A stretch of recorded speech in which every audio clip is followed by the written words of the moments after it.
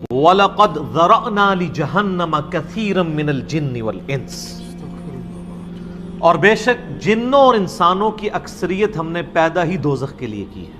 اللہم اجرنا من النار، آمین۔ لیکن یہ اللہ نے کوئی ظلم نہیں کیا، بلکہ اللہ تبارک و تعالیٰ نے اس کی ریزن بھی بتائی ہے۔ یہ اللہ کا ایکسپرٹ اوپینین ہے کہ یہ جو انسانیت اور جنات یہاں پہ آباد ہوئے ہیں، ان میں سے الٹیمیٹلی اکثریت دوزخ میں ہی جائے گی، بڑے کم لوگ ہوں گے جو جنت میں جانے میں کامیاب ہوں گے۔ جو سورۃ العصر میں بھی آیا وَالْعَصْرِ إِنَّ الْإِنسَانَ لَفِي خُسْرٍ، زمانہ گواہ ہے اس بات پہ کہ ساری انسانیت گھاٹے میں ہے، سوائے ان لوگوں کے جو ایمان لے آئے، نیک اعمال کیے اور نیکی کی تلقین کرتے رہے اور صبر کی تلقین کرتے رہے۔ اس کے علاوہ پوری کی پوری انسانیت گھاٹے میں۔ اور دیکھ لیں زمانہ گواہ ہے کہ حضرت نوح علیہ السلام کے مخالفین تباہ و برباد کر دیے گئے، صرف 78 لوگ جو ہیں وہ کامیاب ہوئے۔ حضرت لوط علیہ السلام کی 2 بیٹیاں ان کے ساتھ بچائی گئیں، ان کی اپنی بیوی بھی اور پوری قوم تباہ کر دی گئی۔ پوری انسانیت گھاٹے میں چلتی آ رہی ہے، سوائے ان لوگوں کے کہ جو ایمان لے آئیں گے، نیک اعمال اختیار کریں گے اور حق بات کی تلقین کریں گے اور صبر کی۔ یہاں پہ سورہ الاعراف کی آیت نمبر 179 میں ہے کہ بے شک جنوں اور انسانوں کی اکثریت پیدا ہی دوزخ کے لیے ہوئی ہے۔ وَلِعَوْذُ بِاللَّهِ تَعَالَى لَهُمْ قُلُوبٌ لَا يَفْقَهُونَ بِهَا، ان کو ہم نے دل دیے تھے، عقل دی تھی، لیکن وہ اس سے سوچتے ہی نہیں ہیں۔ وَلَهُمْ أَعْيُنٌ لَا يُبْصِرُونَ بِهَا، ان کو ہم نے آنکھیں دی تھی لیکن آنکھوں سے دیکھنے کا سا دیکھنا نہیں دیکھتے، عبرت نہیں پکڑتے۔ وَلَهُمْ آذَانٌ لَا يَسْمَعُونَ بِهَا، اور ان کو ہم نے کان دیے تھے لیکن سننے والا سننا سنتے ہی نہیں ہیں۔ أُولَئِكَ كَالْأَنْعَامِ بَلْ هُمْ أَضَلُّ، ایسے لوگ چوپایوں کی مانند ہیں بلکہ ان سے بھی بدتر ہیں، جو اپنی عقل، آنکھیں اور کان استعمال کر کے حق بات تک پہنچنے کی کوشش نہیں کرتے۔ أُولَئِكَ هُمُ الْغَافِلُونَ، ایسے ہی لوگ ہیں جو اصل میں غافل ہیں۔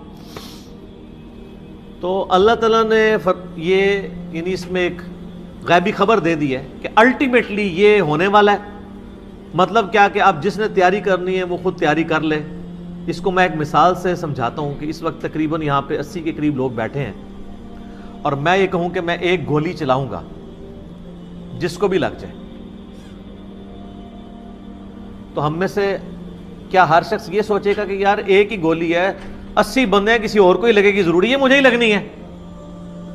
ایسا تو کوئی نہیں سوچے گا، سب دڑکی لگا دیں گے۔ لیکن آخرت کا معاملہ کیا ہے؟ بخاری و مسلم دونوں کی حدیث ہے متفق علیہ کہ آدم علیہ السلام کو حکم ہوگا کہ جنتیوں اور دوزخیوں کو الگ کرو۔ حضرت آدم علیہ السلام پوچھیں گے کہ اے اللہ کتنے جنتی اور کتنے دوزخی؟ تو اللہ تعالیٰ فرمائے گا ہر 1000 میں 999 دوزخی اور صرف 1 جنتی۔ تو یہاں اگر 1000 بندہ اور میں کہوں ایک گولی چلے گی، ہر بندہ بھاگنے کی کوشش کرے گا، لیکن آخرت کے بارے میں یہ حال ہے کہ ہر ایک بندہ یہ امید لگایا ہوا ہے کہ وہ جو ایک بچے گا نا وہ میں ہوں گا۔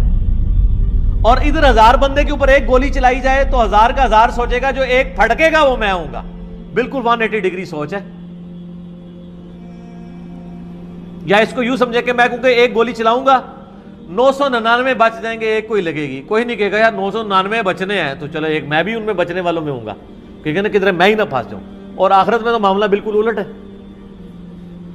بہت کریٹیکل ایشو ہے، انسان کو اپنی آخرت کی فکر کرنی چاہیے، اللہ کو سیریس لینا چاہیے۔ جو لوگ دنیا میں اللہ کو سیریس لیتے ہیں وہی اپنی اصلاح کر لیتے ہیں، ورنہ اللہ تو بے پرواہ ہے۔ یقین کریں پوری کی پوری انسانیت دوزخ میں چلی جائے اللہ کو کوئی پرواہ نہیں ہے، پوری کی پوری انسانیت جنت میں چلی جائے اللہ کو کوئی پرواہ نہیں ہے۔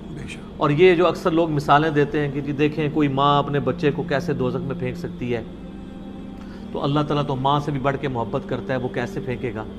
بھائی اس لیے پھینکے گا کہ اللہ تعالیٰ کے وہ احساسات نہیں ہیں جو ایک ماں کے ہوتے ہیں۔ ماں تو اپنی نفسانی خواہش یا محبت کی وجہ سے مغلوب ہو جاتی ہے، لیکن اللہ مغلوب نہیں ہوتا۔ اللہ تعالیٰ کیا فرعون سے اس کی ماں سے بڑھ کے محبت کرتا ہے جو اس کا باغی ہے؟ یہ محبت تو ان لوگوں کے لیے جو اس کے تابع فرمان ہو۔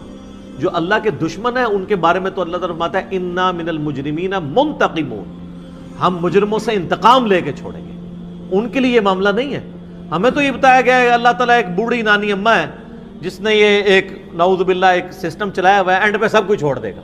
نہ, اگر یہ بات ہوتی تو انبیاء کرام علیہ السلام کی تعلیمات اس طرح کی نہ ہوتی کہ لوگ جو ہے وہ کیجول زندگی گزارنا شروع کرتے ہیں. بڑی سٹرکٹ تعلیمات ہے. جامع ترمذی میں حدیث ہے کہ سیدنا عثمان غنی رضی اللہ تعالیٰ عنہ علیہ السلام کے بارے میں آتا ہے کہ وہ جب کبھی قبرستان جاتے تو اتنا روتے کہ ان کی داڑھی آنسوؤں سے تر ہو جاتی. تو اصحاب پوچھتے کہ آپ کے سامنے جب جہنم کا ذکر ہوتا ہے آپ پہ اتنی خشیت طاری نہیں ہوتی, لیکن قبرستان میں قبر کے سامنے یہ معاملات آپ کے ساتھ کیوں ہوتے ہیں؟ تو انہوں نے کہا کہ میں نے نبی علیہ السلام سے خود سنا تھا کہ قبر آخرت کی منزلوں میں سے پہلی منزل ہے, جس کی یہ منزل پھنس گئی اس کی اگلی منازل مشکل ہو جائیں گی, اور جس کی یہ منزل آسان ہوئی اس کی اگلی منازل آسان ہوتی چلی جائے گی. یہ وہ شخص کہہ رہا ہے جسے 3 دفعہ جنت کی بشارت ملی ہوئی ہے. ہمارے پاس کوئی جنت کا ٹکٹ نہیں ہے اور ہماری بے پرواہی اپنے عروج کے اوپر ہے. اسی کو پنجابی میں کہا جاتا ہے نا, عقل نہ ہوئے تے موجیں ہی موجاں, عقل ہوئے تے سوچیں ہی سوچاں. جسے عقل نہیں ہوگی وہ موجیں مارے گا کیونکہ اسے پتہ نہیں ہے نا, لیکن جسے عقل ہوگی وہ سوچے گا کہ یار یہ معاملہ تو بڑا خطرناک ہو جائے گا. سب سے پہلی بات یہ کہ زندگی کی سب سے بڑی حقیقت موت ہے. ہم بھلائے رکھتے ہیں, اپنے ذہن سے اسے دور رکھتے ہیں, لیکن واقعہ یہ ہے کہ زندگی کی سب سے بڑی حقیقت موت ہے. خدا کے منکر پیدا ہوئے ہیں لیکن موت کا انکار کرنے والا تو کوئی پیدا نہیں ہوا. اس لیے میں نے آیت آپ کو سنائی, کل نفس ذائقۃ الموت, ہر سی نفس کو موت کا مزہ چکھنا ہے, ہر جاندار کو موت کا مزہ چکھنا ہے. ثم الینا ترجعون, پھر ہماری طرف لوٹا دیے جاؤ. تو زندگی کی سب سے اہم حقیقت موت, اور موت کے بعد رجوع الی اللہ, آخرت, یہ سب سے بڑی حقیقت ہے. ایک حقیقت سب مانتے ہیں, سب جانتے ہیں, دوسری حقیقت کے اوپر پردہ پڑا.